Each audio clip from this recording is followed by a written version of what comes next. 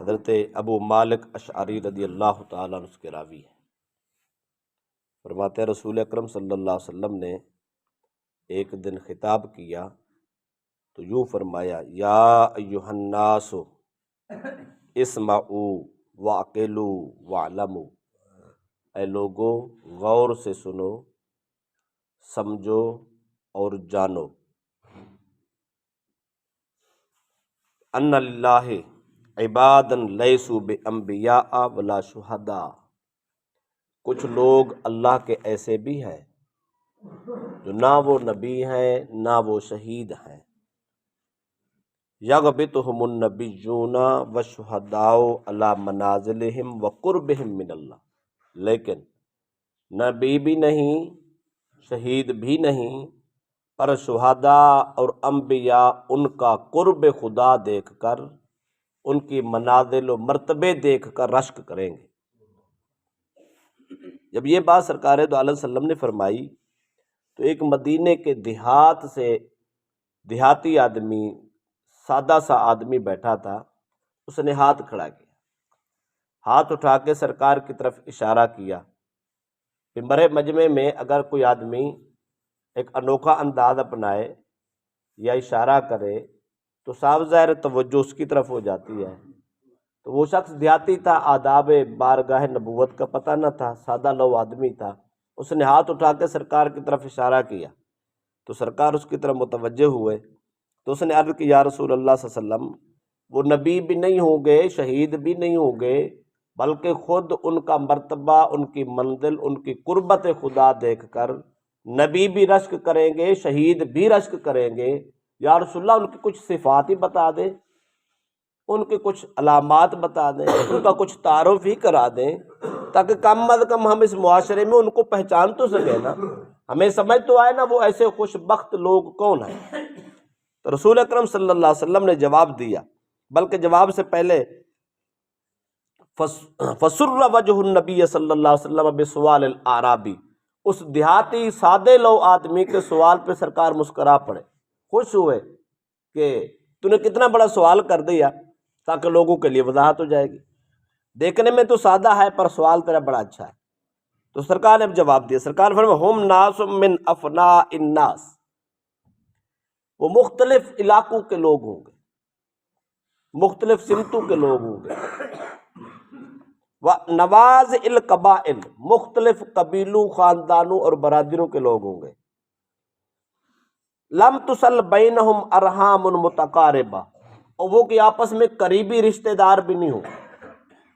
دیکھو یہ ساری چیزیں محبت کی علامتیں ہیں، اہل علاقہ ہوں ان سے محبت ہوتی ہے، اہل قبیلہ اہل محلہ ہوں تب بھی محبت ہوتی ہے، یا رشتہ داری ہو، ان کے ساتھ کوئی لین دین ہو، یا ان کے ساتھ ہمارے کوئی ریلیشن ہو، پھر بھی محبت ہوتی ہے۔ سرکار نے فرمایا نہ رشتہ داری ہوگی، نہ اہل علاقہ ہوں گے، نہ ایک قبیلے کے ہوں گے، کوئی ایسا مسئلہ نہیں ہوگا، تو پھر کیا ہوگا؟ فرمایا مختلف قبیلے، مختلف علاقوں، مختلف قوموں کے لوگ ہوں گے، پر ان کی حالت یہ ہوگی، تحابوا فی اللہ وتصافوا یدع اللہ لہم یوم القیامہ، فرمایا آپس میں وہ محبت کرتے ہوں گے، ٹوٹ کے محبت کرتے ہوں گے، خالصتاً اللہ کے لیے محبت کرتے ہوں گے، بس یہ خوبی ہوگی، کوئی قبیلہ نہیں، کوئی قوم نہیں، کوئی برادری نہیں، کوئی رشتہ داری نہیں، کچھ بھی نہیں، کوئی کدھر کوئی کدھر کوئی کدھر، میل ہزاروں میل دور کیوں نہ ہو، دور دور ہوں گے، لیکن محبت اتنی ہوگی بغیر کسی لالچ کے، بلوث محبت۔ آگے پوچھا وتصافوا، دل کے صاف ہوں گے، من کے ستھرے لوگ ہوں گے، من میں گندگی نہیں ہوگی، بغض عداوت دشمنی نہیں ہوگی، من کے پاک، محبت ٹوٹ کے کرتے ہوں گے، محض اللہ کی خاطر، کوئی لالچ نہیں۔ آگے فرمایا یدع اللہم یوم القیامت منابر من نور فیجلسون علیہا فیجعل وجوہہم نورا وثیابہم نورا، اللہ تعالیٰ قیامت کے دن ان کے لیے نور کی کرسیاں سجوائے گا، ممبر لگوائے گا، وہ لوگ اس کرسیوں پہ آ کر بیٹھیں گے، ان کی عزت یہ ہوگی فیجعل وجوہہم نورا، چہرے بھی نور، وثیابہم نورا، ان کے لباس بھی نور۔ ابھی جنت میں نہیں گئے، ابھی میدان حشر لگ رہا ہے، میدان حشر میں حساب و کتاب ہونا ہے، پوری دنیا کے سامنے پوچھا جائے۔ اس وقت رب جن کو اتنی عزت دے رہا ہے، نور کے ممبر، نور کی کرسیاں لگا کر، عزت کے ممبروں پہ بٹھا کر، چہرے بھی چمکتے، لباس بھی چمکتے، نور کے چہرے، نور کے لباس ہوں گے۔ یفزع الناس یوم القیامت، فرمائیے وہ دن ہوگا جب لوگ پریشان ہوں گے، لوگوں کو نفسا نفسی کا عالم ہوگا، ماں بیٹی کی نہیں، باپ بیٹے کا نہیں، رشتہ داری نہیں، کوئی کسی کا نہیں۔ ایسے ماحول میں جن کو اتنی بڑی عزت دی جائے، کیا خیال ہے وہ قابل رشک نہیں ہوں گے؟ وَلَا يَفْزَعُونَهُمْ أَوْلِيَاءُ اللَّهِ لَا خَوْفٌ عَلَيْهِمْ وَلَا هُمْ يَحْزَنُونَ۔ نبی اکرم صلی اللہ علیہ وسلم نے فرمایا یہ وہ خوش نصیب ہوں گے جن کے چہرے پہ کوئی بال نہیں ہوگا، کوئی خوف نہیں، کوئی خطرہ نہیں، کوئی کسی قسم کی ٹینشن نہیں، بڑے فریش ہو کے، خوش ہو کر ممبروں پہ بیٹھے ہوں گے۔ یا رسول اللہ ہیں کون؟ فرمایا اولیاء اللہ، یہ اللہ کے ولی ہوں گے۔ اللہ کا ولی انسان اس وقت نہیں بنتا جب نمازیں زیادہ پڑھے، اللہ کا نبی وہ ہوتا ہے، اللہ کا ولی وہ ہوتا ہے جو ہر کسی سے پیار سے بات کرتا ہے، ہر کسی کو سینے سے لگاتا، ہر ایک کے دکھڑے سنتا ہے، ہر ایک کی مدد کرتا ہے، ہر ایک کے ساتھ پیار کرتا ہے، بے لوث پیار کرتا ہے۔ کچھ آستانے ایسے ہوتے ہیں، لوگ جاتے ہیں ان کو پوچھنے، وہ پوچھتے ہیں کہاں سے آئے ہو، کیا آپ کا تعارف ہے، کیا کام آئے ہو۔ کچھ لوگ ایسے ہوتے ہیں وہ پوچھتے بھی نہیں، تعارف نہیں پوچھتے، ہو سکتا ہے پتہ چلے یہ تو بڑا اونچا آدمی ہے،